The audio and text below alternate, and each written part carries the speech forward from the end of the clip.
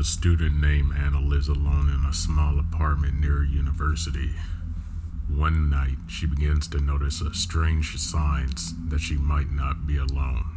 Anna was an intelligent student who often stayed up late studying. She lived alone in an apartment close to her university. It was a quiet building, mostly inhabited by other students and young professionals.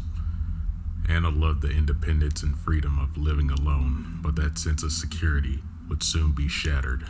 One evening, after a long day of class and a study session at the library, Anna returned to her apartment around midnight. She unlocked the door and stepped inside, feeling the familiar comfort of her own place. She was preparing a midnight snack when she heard a faint creak coming from the hallway. It was pretty usual for an old building to make noises, so she brushed it off and continued with her routine. Over the next few days, Anna started noticing small things out of place. A book she distinctly remembered putting on her desk was now on the floor. Her keys, which she always left on the kitchen counter, were now on the coffee table.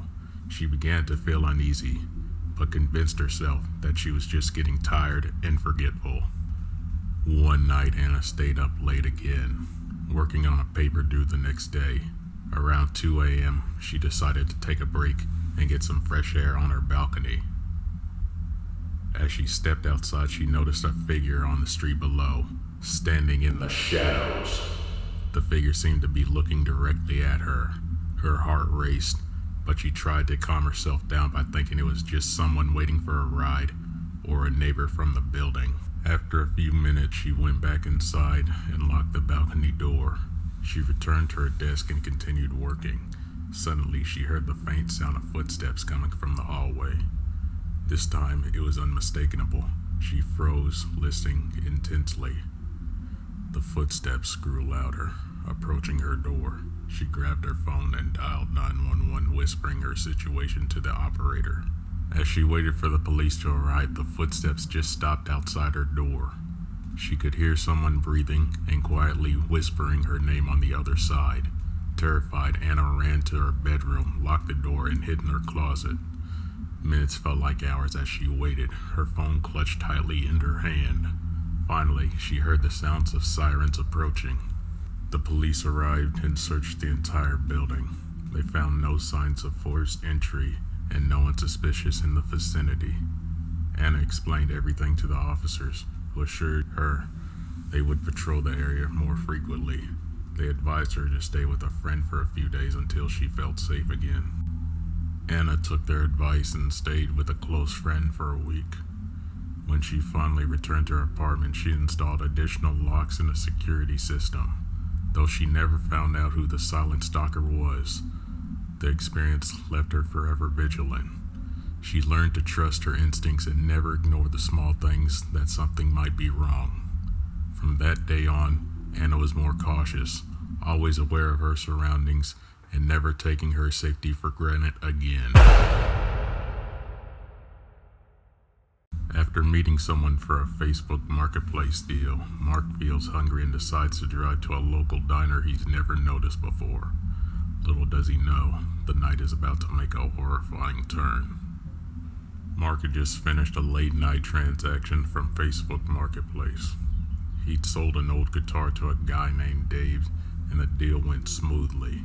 After meeting, he realized he was starving and it was past midnight, and he hadn't eaten since lunch. As he drove home, he spotted a small, old-fashioned diner with a neon sign that said open 24 hours. He decided to pull in for a quick bite. The diner was almost empty, with only a couple other folks scattered throughout the dimly lit room. A waitress with a tired but friendly smile greeted him and handed him a menu. Mark ordered a burger and a coffee, trying to shake off the eerie feeling that he had ever since he walked in. As he waited for his food, he noticed a few odd things. The other customers seemed unusually quiet, almost if they were in a trance. The clock on the wall appeared to be stuck at 12 o'clock, its second hand twitching but never moving forward. He shrugged it off, pinning it to his exhaustion. When the waitress brought him his food, Mark took a bite and immediately felt a wave of nausea. The burger tasted off, metallic almost. He looked around for the waitress, but she was nowhere to be seen. Suddenly the lights flickered, and the room grew colder. The other customers turned to look at him, their eyes dark and hollow. Panicking, Mark stood up to leave, but the door he had entered through was gone. In its place was a blank wall. He turned back to the room, and the people were now standing, slowly advancing towards him in unusual, jerky movements. In a desperate attempt to find an exit, Mark ran to the kitchen. The air was thick with a sewer-like smell, and he could hear whispers echoing around him. As he pushed through the swinging doors, he saw the waitress, her friendly demeanor replaced with a sinister grin. She hissed, "You shouldn't be here." her voice layered with multiple tones. Mark stumbled backwards, knocking over pots and pans. He found a back door and burst through it, finding himself in a dark alley. The whispers followed him, growing louder and more insistent. He ran toward his car, his heart pounding in his chest, fumbling with his keys. He finally managed to unlock the door, jumped in, and speeding away from the diner. As he drove, the whispers faded, but the feeling of dread lingered. He glanced in his rearview mirror and saw the neon sign of the diner, and then it disappeared into darkness. When he got home, he locked all his doors and windows, vowing never to take a late-night ride detour again. The next day, Mark tried to find the diner on the map, but it was as if it never existed. He drove by the spot where he swore it had been, only to find an empty lot. Shaken, he realized that some places are best left undiscovered, and some deals, no matter how good, aren't worth the price.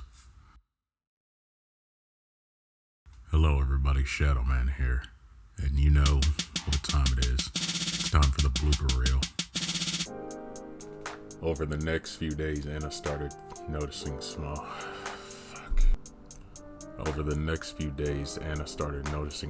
things out of place. A book she distinctly remembered putting on her desk was now on the floor. Her keys, which she always left on the kitchen container.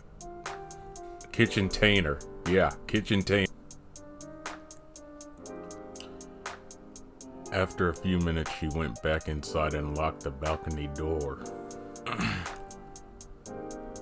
As she waited for the police to arrive, the footsteps stopped just outside her door. She could hear someone breathing.